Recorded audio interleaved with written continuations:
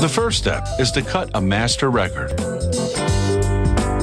This flat disc is made of aluminum and it will be the core of the master. The surface has a gritty texture early on, but they sand it down and polish it smooth.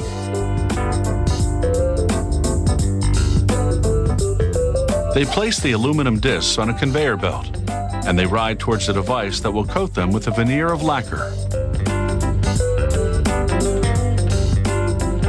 The disc enters the curtain coater. Nitrocellulose lacquer, a similar substance to nail polish, oozes out of a long, thin opening, forming a veil or curtain.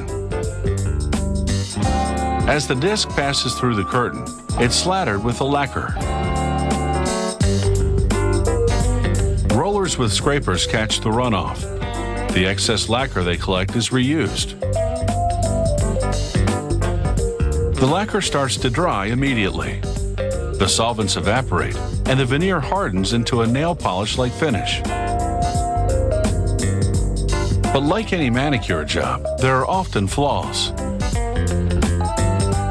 At this inspection station, workers scrutinize each lacquer disc for pits, bumps, or dirt. Even a minor imperfection won't be tolerated, so the rejection rate is high, about 50%. They recycle the rejects.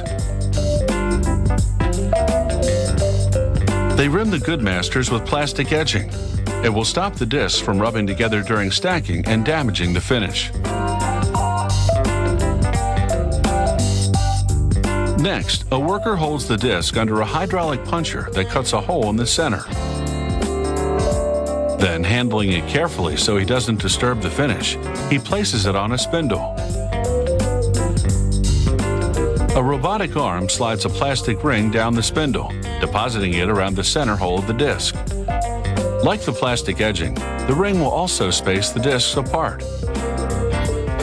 Now the master discs are ready to take a trip to the studio.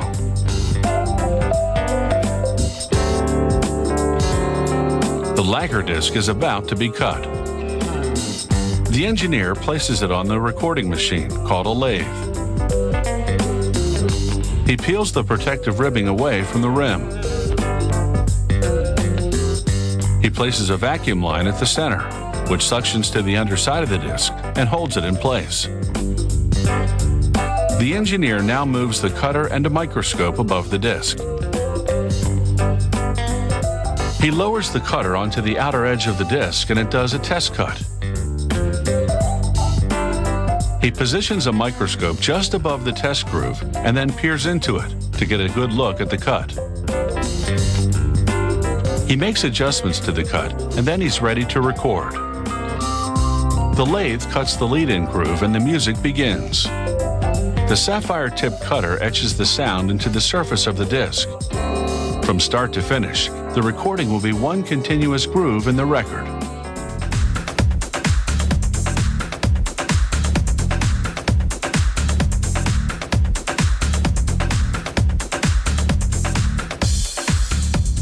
A computer monitors the cutting and adjusts the spacing between the grooves where needed. A little vacuum draws up scrap as the cutter carves the groove.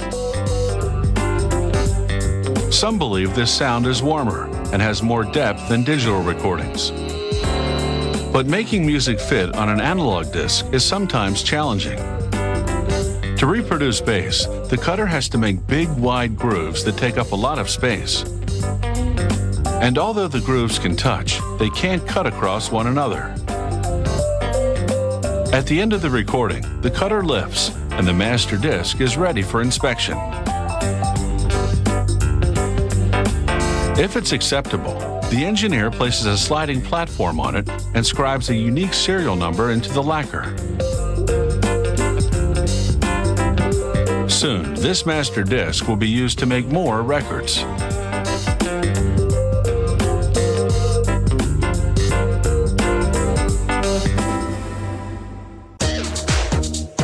The master disc has just been cut, but the lacquer surface is far too delicate to play. It's been produced solely to act as a mold. It will literally be pressed into service to make tougher versions of the recorded grooves. And this will enable the manufacturers to make many copies from just one.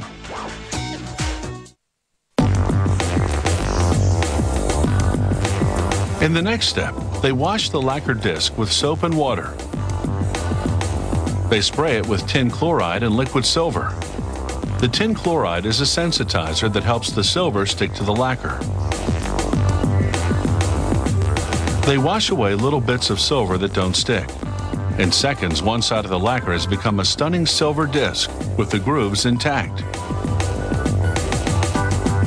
But next, they'll add a duller metal to the silvered side in order to really stiffen the disc. They fasten it to a spindle on the underside of a tank lid. The disc spins, and they rinse it one more time. The water in the tank below is green because these nickel nuggets are dissolving into it. They lower the lid and the spinning disc is immersed in the solution. An electric charge fuses the nickel to the silver, and the nickel settles neatly into the grooves.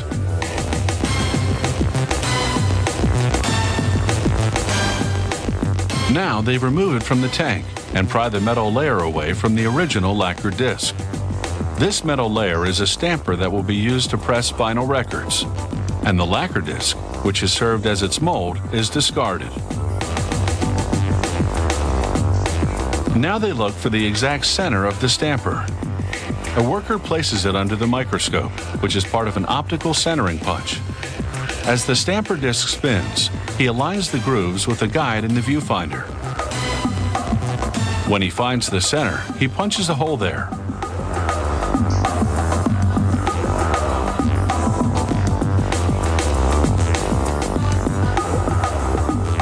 Next, they clamp the stamper disc into a trimming machine. The disc turns and a cutting wheel trims the edge, cutting the stamper disc to a diameter of 12.5 inches. Now the stampers are ready to make their mark. But first, the labels must be prepared. A punch bores into the center of a stack of them, making holes.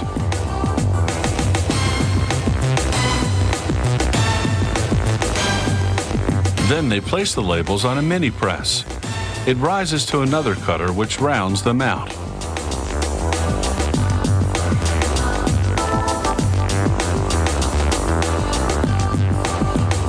They pour black polyvinyl chloride pellets into a hopper. The pellets fall into an extruder, which turns them into hot rubbery patties called biscuits. Hoists above and below push labels to each side of the biscuit. Suction cups hold them there while a carriage moves the biscuit forward, then drops the biscuit and labels in the press. Two stampers mounted in the press apply 100 tons of pressure. The stampers are a searing 380 degrees Fahrenheit.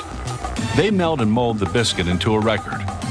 A quick cooling cycle hardens it and bonds the labels to the vinyl. A carriage then transports it to a trimming table. The table spins the record against a knife as it cuts away the ragged edges. Then the table takes the trimmed record to the finished stack, and the process begins again.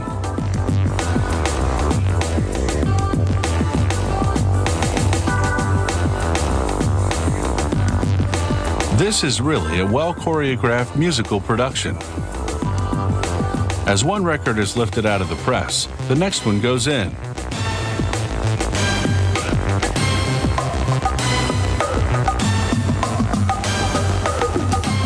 The pressing and trimming of a vinyl record takes just 28 seconds.